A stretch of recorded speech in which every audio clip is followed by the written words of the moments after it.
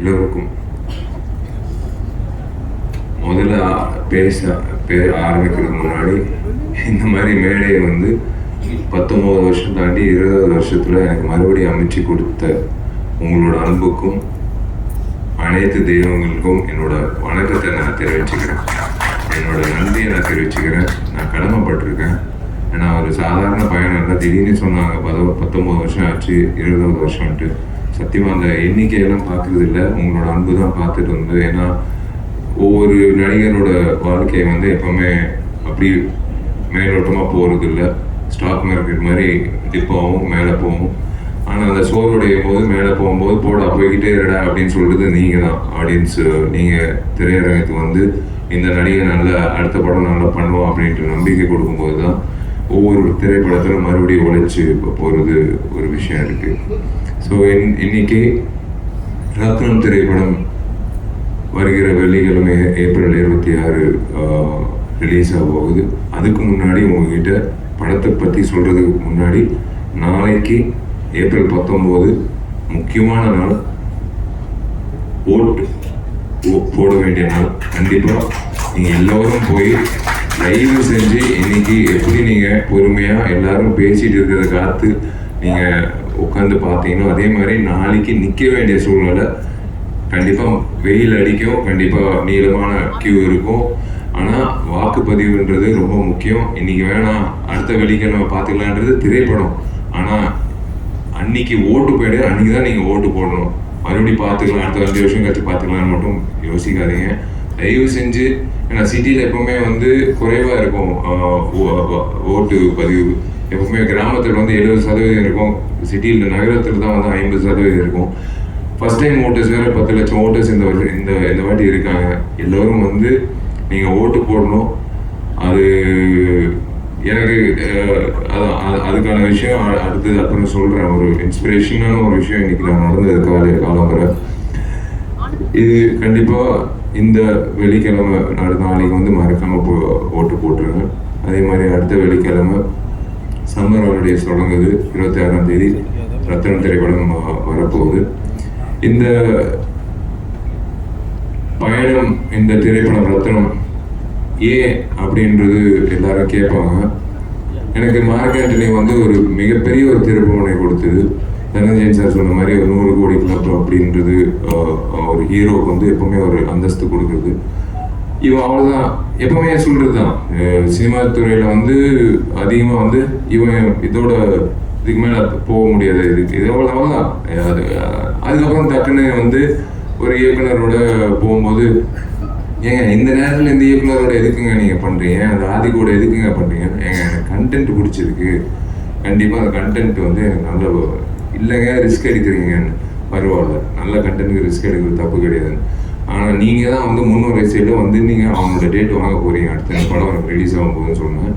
அவங்க தான் ஆதிக்கு பின்னாடி இன்னைக்கு ஆதிக்கு ஒரு நல்ல ஃபியூச்சர் கிடைச்சிச்சு. அதுதான் எனக்கு ரொம்ப சந்தோஷம். என் தம்பிக்கு ஒரு நல்ல ஃபியூச்சர் கிடைச்சிச்சு மார்க் ஆண்டனியில்.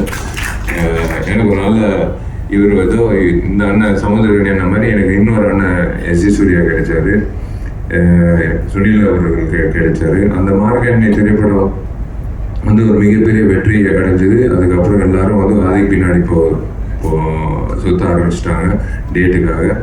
அதுக்கப்புறம் அதான் ஹரி சார் சொன்ன மாதிரி எப்பவுமே காது வச்சு எல்லாத்தையும் கேட்கணும். நல்லது கெட்டது எல்லாமே கேட்கணும். நம்ம கெட்டது நம்மளை பற்றி சொல்கிறாங்க, கேட்கக்கூடாது. நம்ம அதை நெகட்டிவாக சொல்லும்போது கேட்கக்கூடாது. அப்படி இல்லை, அவர் சொன்ன மாதிரி சுற்றிக்கிட்டே இருக்கணும். நம்மளை பற்றி என்ன சொல்கிறாங்க, நம்ம ஏதாவது திருத்திக்கணுமா, இப்போ இருக்க நடிகர்கள் என்னென்ன பண்ணிட்டு இருக்காங்க அப்படின்றது ஒரு பக்கம். பட் ஒரு விஷயம் எனக்கு வீட்லேயே ஒரு பெரிய ஒரு இம்சை. எங்கள் அம்மா ஒரு மிக தீவிரமான ஒரு ஹரி சாரோட ரசிகர். இது நாங்கள் எப்பவுமே இது என்னமோ தெரியல, 8 வருஷம் கழிச்சு ஒவ்வொரு வாட்டி நாங்கள் சேர்ந்து வரோம். தாமிரபரணி, அதுக்கப்புறம் பூஜை, அதுக்கப்புறம் இப்போ ரத்னம். ஒவ்வொரு வாட்டி நான் ஒரு படப்பிடிப்பு போயிட்டு இருக்கும்போது 2 கேரக்டர் இருக்காங்க எங்கள் வீட்டில். ஒன்று எங்கள் அப்பா, ஃபஸ்ட்டு படத்துலேருந்து இப்போ வரைக்கும் ஏதாவது என் பேர் வந்துருச்சுன்னா முதல்ல பேப்பர் கட்டிங் காலம்புற கீழே இறங்கி உட்காரும் போது அவர் பேப்பர் கட்டிங் கட் பண்ணிட்டு இருப்பாரு. என்னன்னா என் பேர் வந்திருக்கு, தினத்தந்தி, மலை ஏதோ ஒரு பேப்பர்ல என் பேர் வந்திருக்கு. அது வந்து விஷால் நடிக்கும் செல்லமே, விஷால் கலக்கும் சண்டை கோழி, விஷால் வந்து இந்த படத்தை தோல்வி அடைஞ்சாரு, அதெல்லாம் வந்து பேப்பர் கட்டிங்னா பரவாயில்ல. இந்த கேரக்டர் எங்க நயனா எப்படின்னா, விஷால் பேர் வந்தா போதும், ஒரு நாள் திடீர்னு கீழே இறங்கி வந்து சின்சியரா பேப்பர் கட் பண்ணிட்டு இருக்காரு. என்ன பண்ணிட்டு இருக்கீங்கன்னா, இல்ல உனக்கும் பிரியாமணிக்கும் காதல்னு வருது, இதையே இப்ப கட் பண்றீங்கன்னா, இல்ல உன் பேர் வந்திருக்கு அவ்வளவுதான், அது போதும் எனக்கு அப்படின்னு கட் பண்ணி இருக்கிற ஒரு கேரக்டர். அப்படி ஒரு கேரக்டர் இருக்காரு. ரெண்டாவது கேரக்டர் வந்து எங்க அம்மா. ஒவ்வொரு திரைப்படத்துக்கு நான் படப்படி போகும்போது, இல்லையா என்கிட்ட வா, நீ எப்போ ஹரியோட படம் பண்ண போற அப்படின்னு கேட்பாங்க. இல்லைம்மா, அது நேரம் வரும்போது கண்டிப்பா அமையும்.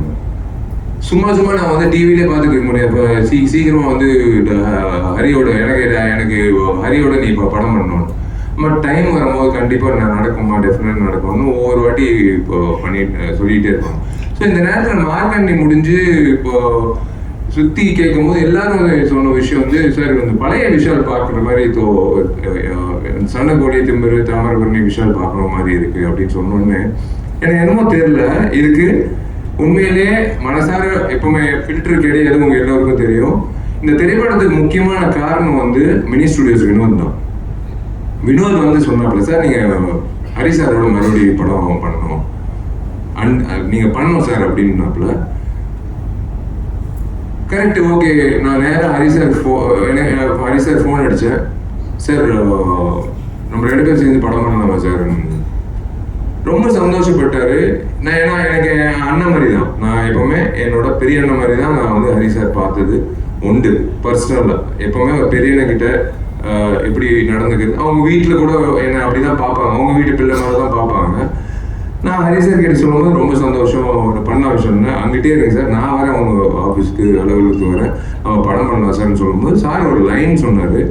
லைன் சொல்லும்போது ஒரு விஷயம் எப்பவுமே ஒரு நடிகருக்கு, ஒரு புதுமை இயக்குனர் கதை சொல்லும்போது அது நல்லா இருக்கு நல்லா இல்லைன்றது டக்குன்னு சொல்லிடலாம். ஒரு பெரிய இயக்குனர் 3ஆம் முறை வரும்போது, அது 2 முறை அதுவும் பெரிய வெற்றி உங்களால் கிடைச்சதுனால 3ஆம் முறை வரும்போது சார் என்ன வச்சிருப்பாரு அப்படின்னு ஒரு தயக்கத்தில் இருப்போம். டெஃபினட்டா எப்படி பண்ணியிருப்பாரு.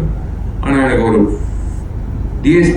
தேவி சொன்ன மாதிரி, எல்லாரும் சொன்ன மாதிரி, சுகுமார் சொன்ன மாதிரி, சமுத்திரவேணியன் சொன்ன மாதிரி, எல்லாரும் அதை எதிர்பார்க்காத ஒரு ட்விஸ்ட் ஒரு விஷயம் வச்சிருந்தாரு திரைக்கதையில. ஒரு 30 நிமிஷம் கழிச்சு நான் சத்தியமா எதிர்பார்க்கல. அது கேட்ட உடனே வந்து எனக்கு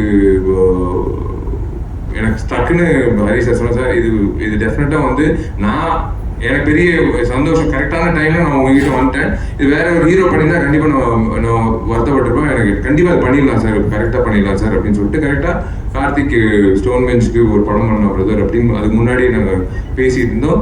கரெக்டா வந்து இந்த கார்த்திக் இந்த படம் பண்ணிடலாம் அப்படின்னு சொல்லி அமைஞ்சு. இதுதான்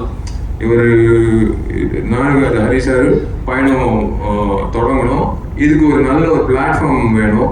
இப்படி நின்று பேசிட்டு இருக்கும்போது நம்ம என்னதான் நினைச்சாலும் ஒரு நல்ல ஒரு பிளாட்ஃபார்ம்ன்றது ஒரு நல்ல ஒரு தயாரிப்பாளர் தேவை.